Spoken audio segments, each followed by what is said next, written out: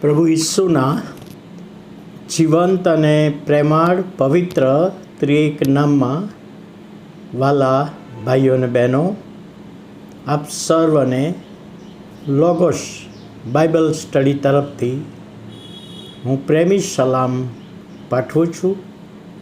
અને આજનો દિવસ 6 સપ્ટેમ્બર 2024 અને શુક્રવારનો આ નવો દિવસ આપણા જીવનોમાં પ્રભુએ બતાવ્યો માટે પ્રભુનો ખૂબ આભાર માનીએ છીએ. ગીતશાસ્ત્ર તેનો 61મો અધ્યાય અને પહેલી કલમ.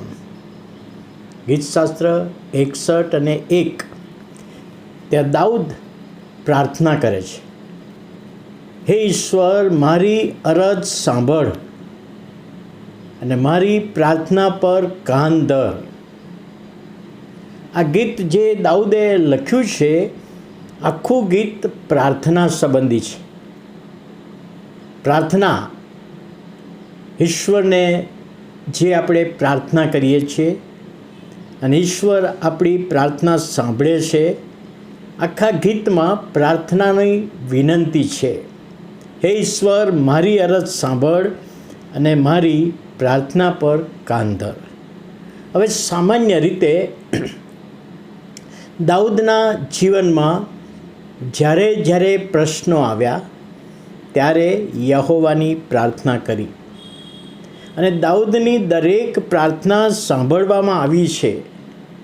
એ પણ પ્રભુના વચનોમાં આપણે જોઈએ છીએ.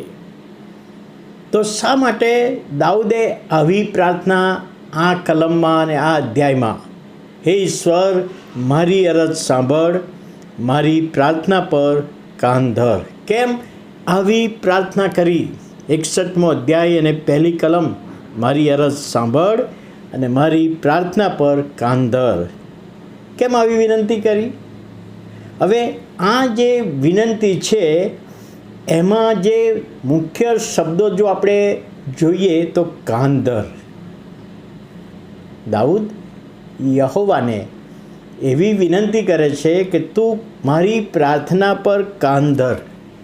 તો બાઇબલમાં અને ખાસ કરીને ગીતશાસ્ત્ર તેનો 5મો અધ્યાય અને પહેલી કલમમાં ત્યાં દાઉદ કહે છે, મારા બોલવા પર કાન ધર. એટલે મારી પ્રાર્થના, મારું બોલવું, એના ઉપર તું કાન ધર. અને 40મો અધ્યાય, ગીતશાસ્ત્ર 40 અને પહેલી કલમ, બહુ જ સામાન્ય રીતે બધાને આ કલમ આવડતી હોય. મેં ધીરજથી યહોવાની વાટ જોઈ, તેણે કાન દઈને મારી અરજ સાંભળી.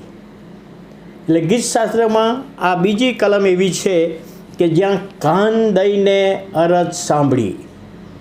61મા અધ્યાયમાં ત્રીજી વખત છે કે હે ઈશ્વર, મારી અરજ સાંભળ અને મારી પ્રાર્થના પર કાન ધર. તો આપણને પ્રશ્ન થાય કે કાન દઈને સાંભળવું એટલે શું? જ્યારે ઇસરાયેલી પ્રજા શરૂઆતમાં, ઇસરાયેલી પ્રજા એના જીવનમાં ઘણા બધા પ્રશ્નો હતા, ત્યારે એકબીજાને સમજવાને માટે તેઓ કાન દઈને સાંભળતા હતા. આજના સમયમાં પણ આપણે જો જોઈએ ને, વરરાજાનો વરઘોડો હોય, બેન્ડ બાજા વાગતા હોય, ઘોંઘાટ થતો હોય અને એવા સમયે બે વ્યક્તિ કાનમાં વાત કરે છે અને સંભળાય છે એવું આપણે જાણીએ છીએ.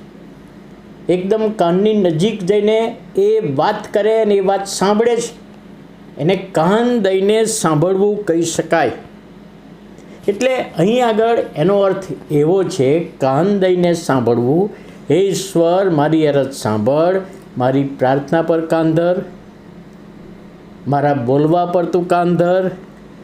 મેં ધીરજથી યહોવાની વાટ જોઈ, તેણે કાન દઈને મારી અરજ સાંભળી. તો કાન દઈને સાંભળવું એટલે ઘણો બધો ઘોંઘાટ હોય, બીજા અર્થમાં કે ઝંઝાવાત હોય, પ્રશ્નો હોય, મુશ્કેલીઓ હોય, મૂંઝવણો અમારા જીવનમાં હોય અને એવા સમયે હું પ્રાર્થના કરું છું તો પ્રભુ, આવી પરિસ્થિતિમાં પણ તું મારું સાંભળજે.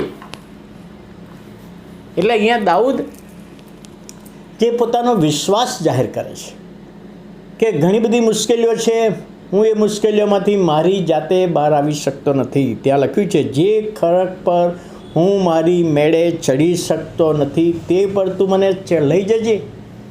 એટલે તોફાનો ઘણા બધા છે.